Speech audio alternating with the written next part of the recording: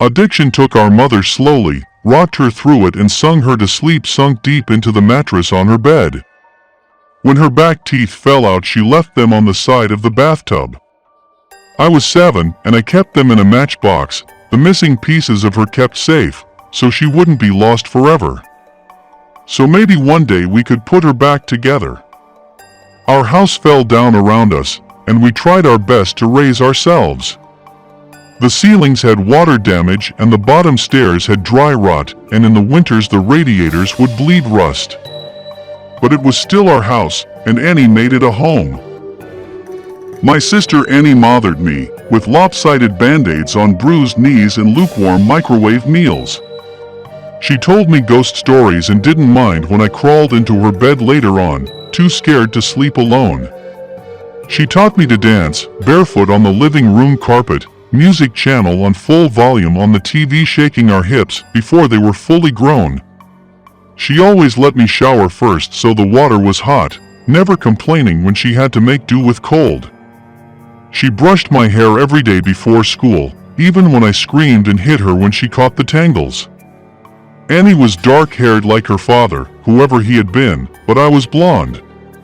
Annie was desperate to be blonde too, like Marilyn Monroe. Like Mom. I think she thought it would make them closer, remind Mom less of her dad. I'd give anything for her to have her hands in my hair one more time, even if it hurt. She moved to New York when I turned 18 and never came back. I still dream about her sometimes. Keeping up with our mother was impossible, and we learned from a young age we would always be left behind. It didn't make it any easier. When she was drinking light, she shone, would wake us up at 3 a.m. with pancakes, dripping in cherry syrup. Sometimes when the weather was right and she'd had enough being drunk alone, she would call our school up and tell them we had both come down with summer sickness, and we'd drive to the beach instead. I remember being 9 years old in the back seat of the car coming home after one of our ocean days, sucking the salt from my fingers. Annie had just dyed her hair blonde, her best friend Jane helping her bend over our kitchen sink. From behind, I couldn't tell who was mother and who was daughter, radio up and windows down blowing the sky inside. When she was drinking heavy, she'd be out all night, hair piled up like a beauty queen, eyes glazed over and ringed with glitter and black. Sometimes she'd be gone a day or two. She would never tell us when. One day we'd just wake up to an empty house, and the fridge packed full, posted note on the front with a smear of Mom's lipstick in the outline of a kiss, telling us she'd be back soon. Sometimes she'd bring guys home, filling the table with beer cans and ashtrays, smoke up to the ceiling, Mom lost in the haze. We'd sleep with pillows over our heads, trying to drown out the music they would blast until the AM, and wake up to strangers at our kitchen table in the morning, asking us where we kept the coffee. When Mom drank too little, she fell apart. She wouldn't buy food, refrigerator a gaping hole in the wall. She'd chain smoke, leaving cigarette burns on the wallpaper up by the stairs like the walls were sick and decaying. She barely slept, walking around with blue half-moons under her eyes, knuckles raw. She would scream at the slightest thing. I remember once when I spilled a glass of juice on the couch. She looked over at me with dead eyes and dragged me off onto the carpet, and then took every single cushion off the couch and into the backyard and set them on fire. Annie went to watch a while from the window, and then sat next to me on the floor, backs pressed against the skeleton of the seats, head resting in the crater of my collarbones. When Mom drank too much was the worst. She'd laugh too loud and too long at anything and everything, until her mouth started to shake and she started crying at the breakfast table into her cereal. Annie shut down when Mom was like this, went somewhere deep inside herself where nobody could hurt her. She'd stay up until the morning watching old black and white movies on TV, whispering the lines she knew by heart like prayers. When I was 5, I'd cry when I'd find Mom passed out cold on her bed, sure she would never wake up. Annie would wipe my tears, tell me she was only sleeping just like the princesses in my storybook. We'd sit on Mom's bed together and wait for her to wake up.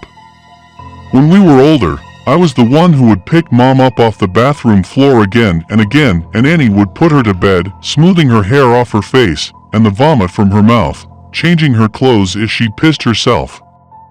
Watching them then, there was no doubt that Annie was the mother now. When Mom drank too little, she fell apart. She wouldn't buy food, refrigerator a gaping hole in the wall. She'd chain smoke, leaving cigarette burns on the wallpaper up by the stairs like the walls were sick and decaying. She barely slept, walking around with blue half-moons under her eyes, knuckles raw. She would scream at the slightest thing. I remember once when I spilled a glass of juice on the couch. She looked over at me with dead eyes and dragged me off onto the carpet, and then took every single cushion off the couch and into the backyard and set them on fire. Annie went to. It was October and I was 13, Annie 16. It was a Wednesday night and Mom had been gone for 2 days. She'd called us that morning from a payphone, voice slurring down the line, telling us she was having the best time with all her new friends, hoped we were doing fine. When she asked me if I was having a good birthday, I hung up on her. My birthday had been the day before. Annie had given me a pile of presents, strawberry lip glosses and glittery nail polishes. I didn't ask where she'd got the money for them. I didn't care. We'd taken the bus to the beach with Jane, eaten the birthday cake she had made for me, and getting into the frosting. It tasted like sweetness and the sea, and I savored every bite and scrape of sugar against my teeth. We watched the sun go down, Annie snapping grainy photos on her shitty Nokia as I blew out my candles, wishing over and over that Mom wouldn't come home, that she'd just stay gone this time. But that Wednesday night, me and Annie weren't speaking. Anger hung heavy between us, seeping through the floorboards. It began when she tripped at the bottom of the stairs. We both laughed, Annie throwing her head back, gap between her front teeth catching the light. When I'd bent to pick her up, I'd caught her breath, warm against the freckles on my cheeks. I let go of her arms and she fell again, hitting the floor and grinning, shaking her hair from her face. Her breath was heavy with whiskey. I couldn't start picking her up too, couldn't watch her fall again and again. Just like Mom, I knew she'd never get back up. I'd stared down at her, blonde hair fallen into her eyes, and all I could see was our mother, and then I was running, feet slamming the hallway like heartbeats turned loose. I'd run for the kitchen and tipped every bottle we had down the sink, shoving Annie back as she fought to stop me, catching liquor on her fingers as it fell. She grabbed my shoulders and made me drop the very last bottle. It smashed between us on the floor, glass shards shining like we'd dragged the stars out of the sky and broken them, pieces we could never put back. Outside through the open windows, the sky turned pale gold, clouds a mess of pink and cream smeared across the horizon. I cried then, watching Annie on her knees picking up the pieces. That was Annie, always trying to fix things even when it was too late. The smell of food dragged me from my room, stomach-turning traitor inside my rib cage. Annie was cooking pasta, real food not made in a microwave. She'd set the table, Tammy Wynette singing softly from the CD player, Annie gently swaying her hips as she stirred the tomato sauce, rich and warm. As we ate in silence, with every bite I forgave her. Mom never cooked dinner, or remembered my favorite was spaghetti ever since I was a kid, or stayed sober long enough to sit up at a table. Annie wasn't Mom. We were washing the dishes when we first heard it. A moth was crawling down the inside of the pane, and I cracked the window to let it out into the dark. From the backyard came a faint sound. I tilted my head to listen as it was coming from far off. Crying. I figured it was Mika, the 2-year-old next door, having a tantrum loud enough for us to catch, or maybe even Lucky Strike, the cat that junkies down the street, begging for food like he sometimes did. I always wanted to feed him when he came around, winding over my ankles, but Annie always stopped me, saying once you started giving they never stopped taking. Looking back, I don't think she was talking about the cat. Annie flipped the Christmas lights strung up around the porch, and we sat on the plastic beach chairs watching the skies. When we were little, we'd sit outside and Annie would tell me the names of all the constellations and the stories of how they came to be hung up in the night sky. I had to grow up before I realized she made them all up as she went along. It was a game we still like to play now, making up ridiculous stories for the shapes we could pick out. Ah, yes, that one there is the Coors Light. It got there when God dropped it out of his convertible window and never picked it up, she said, nodding sagely and hiding her smile. Of course, I said, waving my hands and pointing up past the power lines. Right next to the ashtray, left there by angels on a smoke break. Yeah, they say if you wish on it, all your dreams will come true, said Annie, grinning. She stopped laughing, voice quieter, face tilted up to all those dead stars. Let's wish, Emmy. Let's wish, so we did. The sound of crying interrupted us. It was closer this time, and definitely human. We turned to each other, confused. Annie shrugged and I squinted out into the black. It sounded like a baby, lost and tired and alone. It must be Mika? I said, slowly getting to my feet. Maybe he walked around the back? Shit, do you want to call Connie and tell her we'll bring him over? Annie didn't reply, and I sighed, rolling my eyes. Guess I'll do everything then. I stepped off the porch, grass soft against my heels. The air smelled like it might rain, fresh and clean and growing. A promise unfulfilled. Annie's voice was strained. I turned to her, smiling. It died on my face when I saw the look on her own. Get inside now. She was staring out into the dark, past me, opening the door with one hand behind her, fingers fumbling on the catch. I froze, barefoot in the dirt. I'd found what she was looking at. In the bushes by the back fence was a person, crouched with their knees tucked up neat under the chin, arms wrapped around legs. Their mouth hung wide, softly opening and closing as he cried. Like a child, lost in the dark. Not like a child, but as someone pretending. Mimicking the sound, opened and closed out in the blackness. Suddenly they straightened, snapping upright face still hidden by the black. They were tall and thin, too thin to be a normal person. Panic made me move, animal instincts left over from the days we lived up in the trees carrying me forward. I was faster than Annie, dragging her inside and slamming the door behind us, hearing it bounce on its hinges as I locked it. We watched as the person slowly walked towards the house, steps deliberate and long. Annie reached for my hand, holding me tight and turned me to face her, holding my shoulders. Don't turn around, Emmy. Don't turn around. Instinctively, I started to look over my shoulder out into the darkness. Annie grabbed my face, hard, and shook her head. I knew then she was serious. Her voice cracked, and she cleared her throat, gripping my hand tight enough to hurt, nails digging in, grounding herself. I looked down at our fingers interlocked, both of us grown from the same bones. I'm gonna call the cops and everything is going to be. Her voice faltered, stuttering. Tears spilled over her lashes, dripping like the promise of rain. Annie never cried. Your phone's on the porch, she whispered, and bile crawled its way up my throat. Her phone was upstairs, charging. A soft, tap-tap-tapping filled the silence.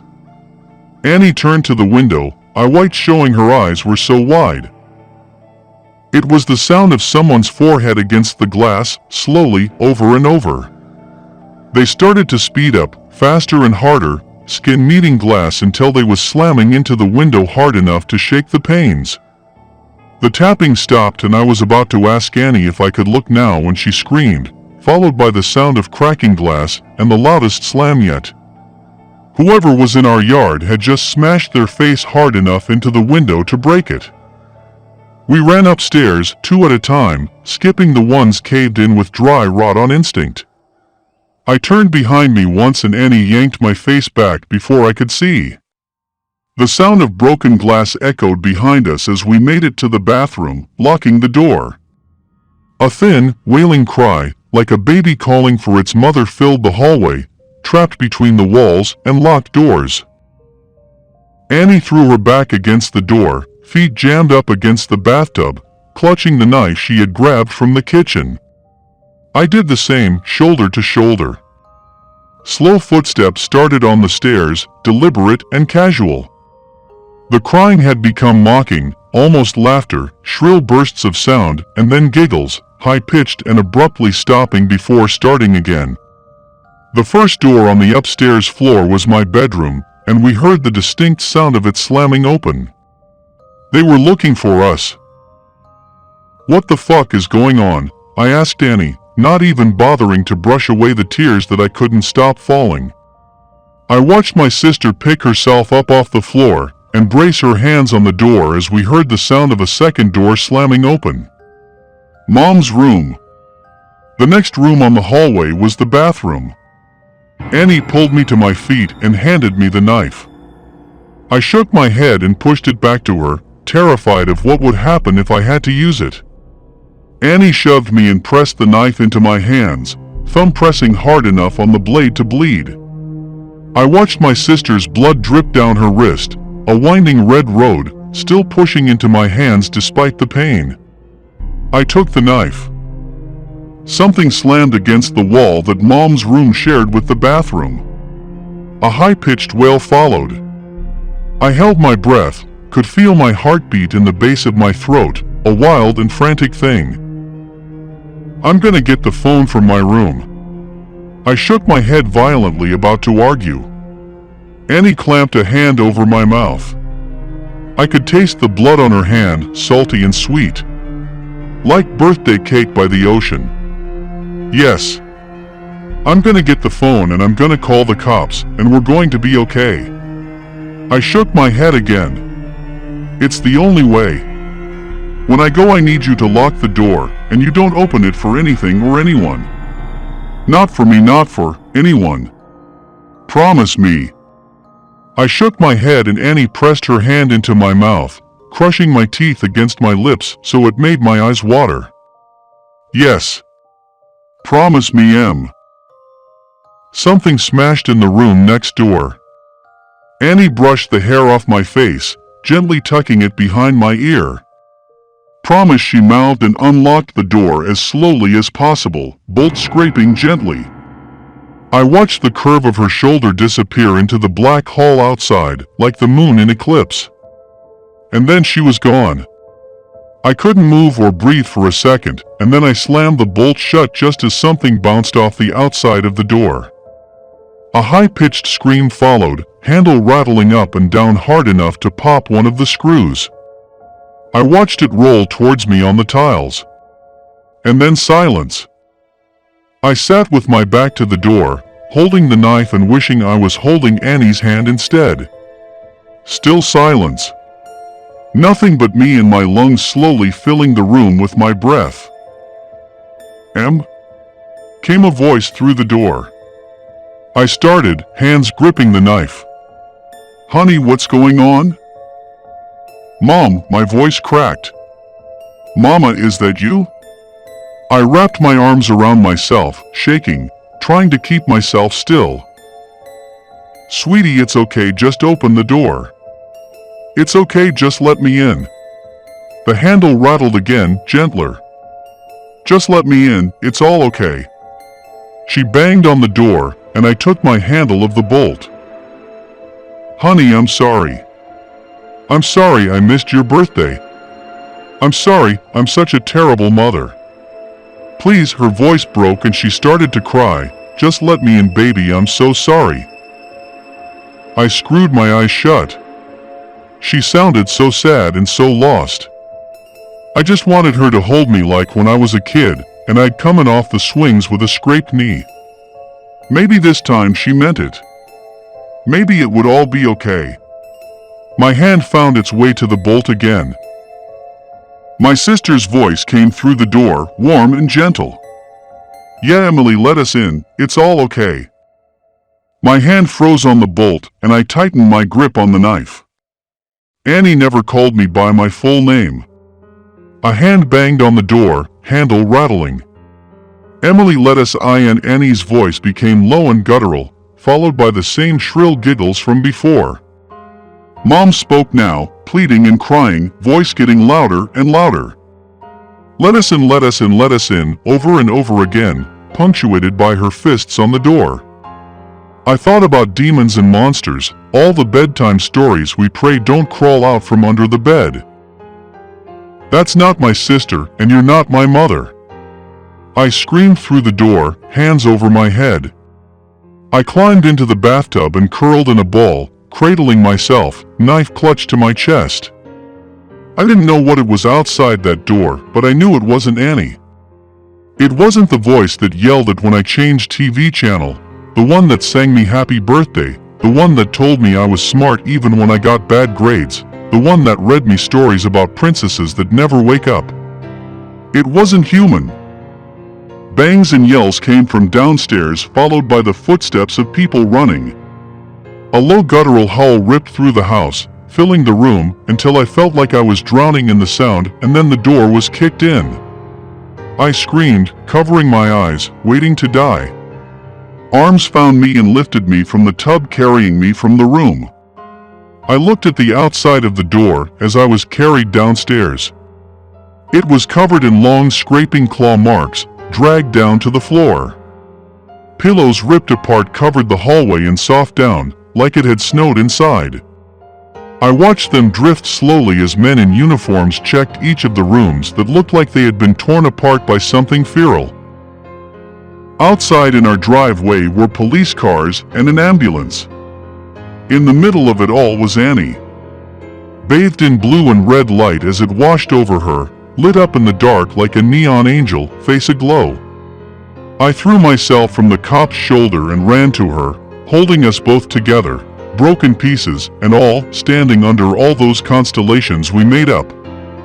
Gentle screaming came from the ambulance, which rocked occasionally. Annie gently turned my head away, smiling so sadly it made my chest ache as I understood.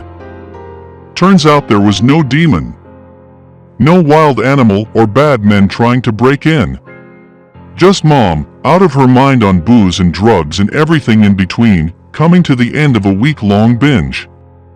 Something had finally broken inside her head, and this time we couldn't put her back together no matter how hard we tried. Sometimes you fall one last time, and you never get back up. Annie had seen her in the garden, blood dribbling from her mouth, track marks bulging on her forearms like unmapped roads, rail thin and desperate for one more hit, one more fix. She'd searched the kitchen for all the drink I'd thrown away, and when she hadn't found it, had come to hunt for the stash she hid in the bathroom. She hadn't wanted me, just the drugs on the other side of the door, so high she could mimic Annie's voice almost perfectly. Turns out the real monsters are the ones that eat you alive slowly, the kind that come in a bottle or a needle or at the end of a long list of reasons why you can't get out of bed in the morning. Sometimes the monsters are the ones that raise you or love you the most. But it's up to you if you let them in.